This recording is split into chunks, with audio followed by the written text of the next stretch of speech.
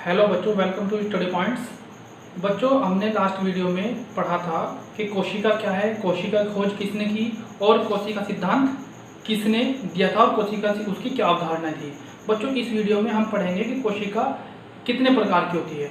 बच्चों, हम देखते हैं कि केंद्र की उपस्थिति या अनुपस्थिति के आधार पर, या हम कह सकते हैं कि केंद्र की जटिलता के आधार पर जो कोशिकाएं हैं वो दो प्रकार की होती हैं, प्रोकैरियोटिक कोशिका और यूकैरियोटिक कोशिका। तो प्रोकैरियोटिक कोशिका देखते हैं क्या होती है। प्रोकैरियोटिक कोशिका वह कोशिका है जिसमें केंद्रक के चारों ओर केंद्रक कला अनुपस्थित होती है। तो ऐसी कोशिकाएं जिसमें केंद्रक के चारों ओर केंद्रक कला अनुपस्थित होती है, ऐसी कोशिकाओं को प्रोकैरियोटिक कोशिका कहते हैं। ठीक, इसका जो उदाहरण है वह नीलहरित शैवाल और जीवाणु। ये हमारे पास एक प्रोकैरियोटिक कोशिका का चित्र बना हुआ है। इसमें जो ये पीछे की तरफ जो इसमें ये बाल जैसी संरचना बनी हुई है, इसे हम कहते हैं फ्लैजिला या हिंदी में लिख लेते हैं कशाप। इसे हम कहते हैं कशाप। और जो इस पे छोटे छोटे से बाल जैसी संरचना बनी हुई है, इसे हम कहते हैं पीली। और इसमें जो ये दानेदार संरचना है, ये है राइबोसोम।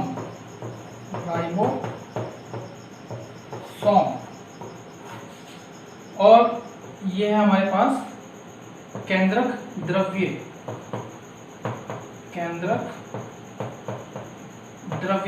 और जो सबसे बाहर वाली जो लाइन है, यह है हमारे पास कोशिका भित्ति।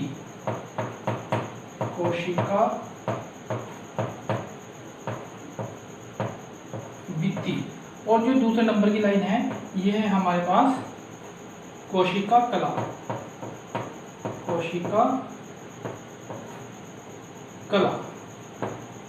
बच्चों, जो हमारे पास धागे जैसी जो संरचना दिखाई दे रही है, यह है न्यूक्लियोइड।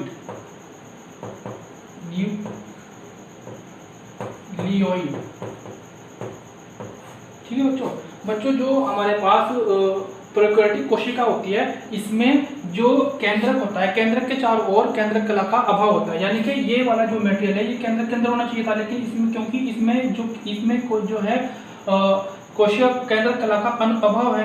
केंद्रक कला का अभाव होने की वजह से जो मटेरियल केंद्र के अंदर उपस्थित होता है, वो डायरेक्ट सीधे केंद्रक द्रव्य के सीधे संपर्क में रहता है।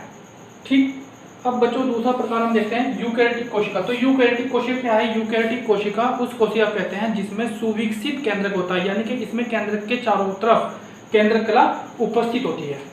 ठीक है, तो हम कह सकते हैं कि ऐसी कोशिका जिसमें केंद्रक कला उपस्थित होती है, यूकैरियोटिक कोशिका कहते हैं। इसका जो उदाहरण है, सभी पौधे और जंतु नीलहरित शैवाल और जीवाणु को छोड़कर। ठीक है बच्चों, इसका जो डायग्राम है हम आगे देखेंगे। तो अब हम देखते हैं बच्चों, इनमें प्रोकैरियोटिक और यूकैरियोटिक कोशिका में क्या अंतर है।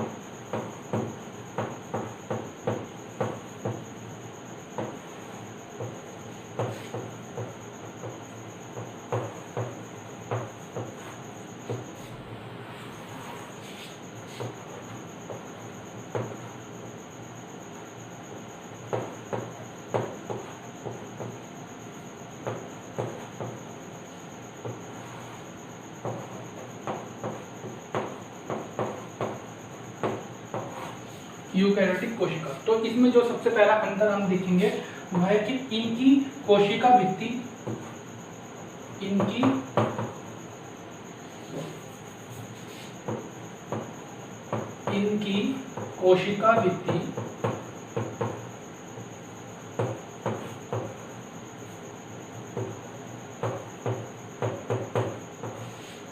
पतली होती है। ठीक है बच्चों, जो इनकी कोशिका भित्ति जो हमने अभी डायग्राम बनाया था, उसमें जो सबसे बाहर वाली जो लाइन बनाई थी हमने, इसे हमने कहा था कोशिका भित्ति। तो जो ये कोशिका भित्ति है, प्रोकैरियोटिक कोशिका में जो ये कोशिका भित्ति है, ये कैसे होती है? ये पतली होती है। जबकि यूकैरियोटिक कोशिका में कोशिका भित्ति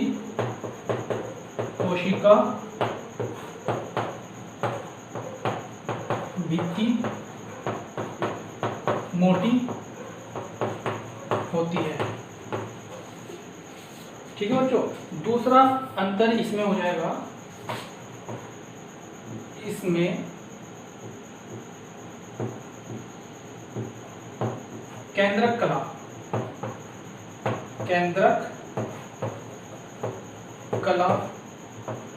का अभाव, यानी कि इसमें जो केंद्रक कला है वो अनुपस्थित होती है, केंद्रक कला का अभाव होता है। इसमें क्या होता है, इसमें सुविकसित केंद्रक होता है, सुविकसित, यानी कि इसमें जो केंद्रक है उसमें क्या है, केंद्रक कला, उसके चारों तरफ केंद्रक कला उपस्थित होती है। इसमें सुविकसित केंद्रक होता है। ठीक है बच्चों, इसमें अब तीसरा अंतर हम देखेंगे। जो तीसरा अंतर है वो है इसमें 70S प्रकार के राइबोसोम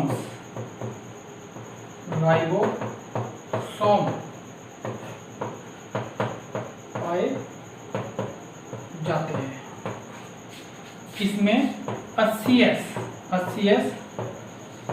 प्रकार के राइबोसोम पाए जाते हैं। ठीक है बच्चों, अब इसका फोर्थ पॉइंट है, इसमें माइटोकॉन्ड्रिया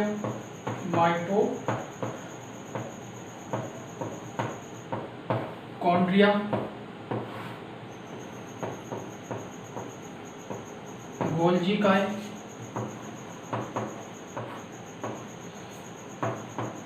हरित लवक,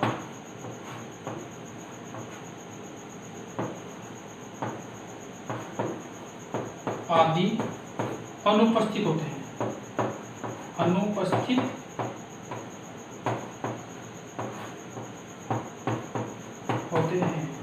ठीक है बच्चों, ये जो चीजें इसमें अनुपस्थित हैं वो यूकैरियोटिक कोशिका में उपस्थित होती है।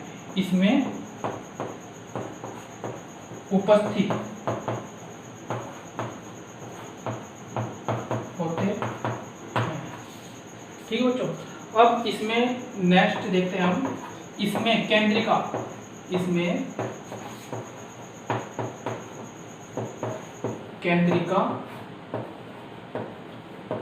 अनुपस्थित होती है। और इसमें क्या हो जाएगा बच्चों, इसमें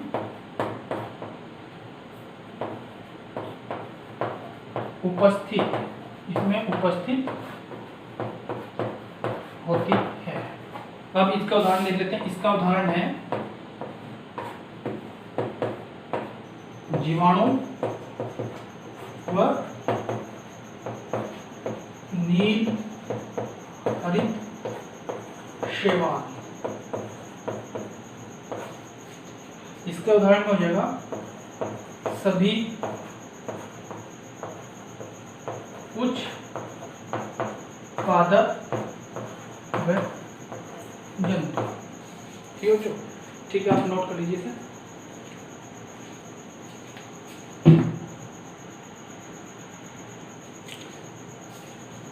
ठीक है बच्चों, अब हम देखेंगे कोशिका का आकार और परिमाप।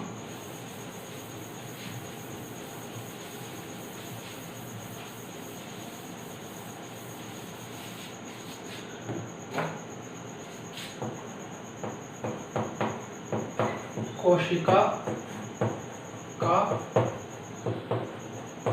आकार और परिमाप।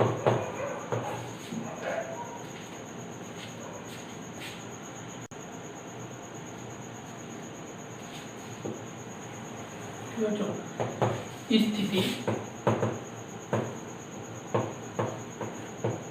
और कार्य के आधार पर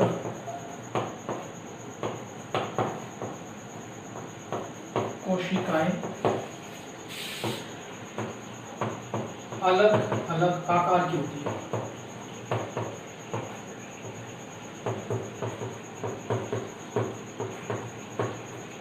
ठीक है बच्चों, मतलब जो कोशिका है, कोशिका हमारे शरीर में किस जगह पे पाई जा रही है, मतलब उसकी स्थिति क्या है, किस जगह पे पाई जा रही है और वो क्या काम कर रही है, उसके आधार पर जो कोशिका है वो अलग अलग प्रकार की हो सकती है। जैसे ये गोलाकार, जैसे गोलाकार, अंडाकार, यानी कि अंडे के आकार की, गोलाकार, अंडाकार, बेलनाकार, जैसे ये पेन बेलनाकार है, बेलनाकार, घनाकार,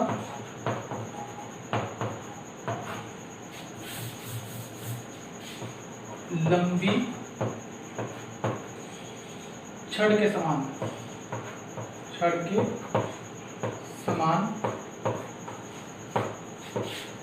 होती है।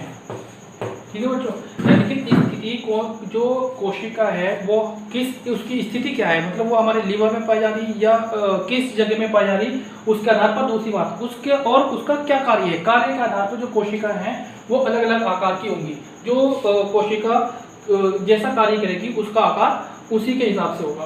ठीक है, तो ये गोलाकार भी हो सकती है, अंडाकार हो सकती है, बेलनाकार हो सकती है, घनाकार हो सकती है और लंबी छड़ के समान हो सकती है, और इसके अलावा और भी प्रकार हो सकते हैं।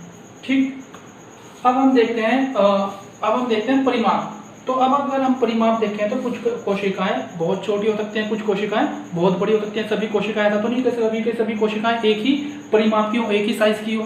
तो अगर हम देखते हैं सामान्य कोशिका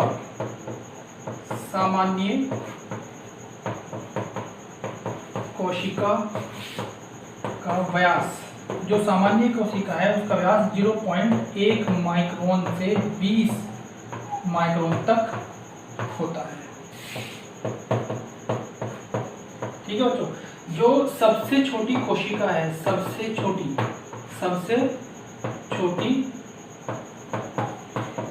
कोशिका, जो सबसे छोटी कोशिका है वह PPLO, सबसे छोटी कोशिका का नाम है PPLO, जिसका दूसरा नाम हम माइकोप्लाज्मा भी कहते हैं। ठीक, इसका जो व्यास है वो 0.1 माइक्रोन है।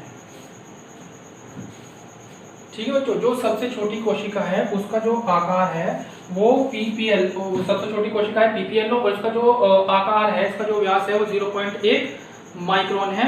और PPLO को पादप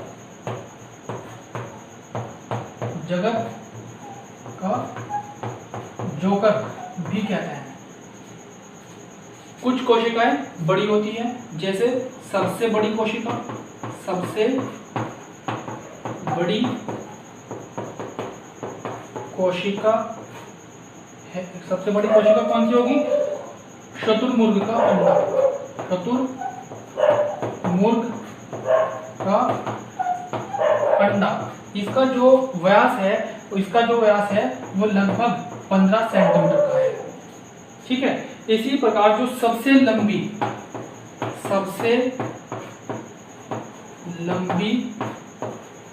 कोशिका है वह जंतु की तंत्रिका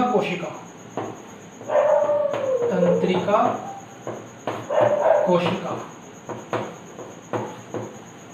जिसकी लंबाई लगभग 1 मीटर के आसपास तक की हो सकती है। ठीक है बच्चों, नोट कर लीजिए आप।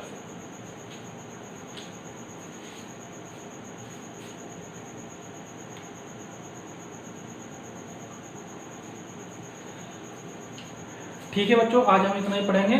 अब नेक्स्ट वीडियो में हम पढ़ेंगे कोशिका की संरचना। ठीक है बच्चों।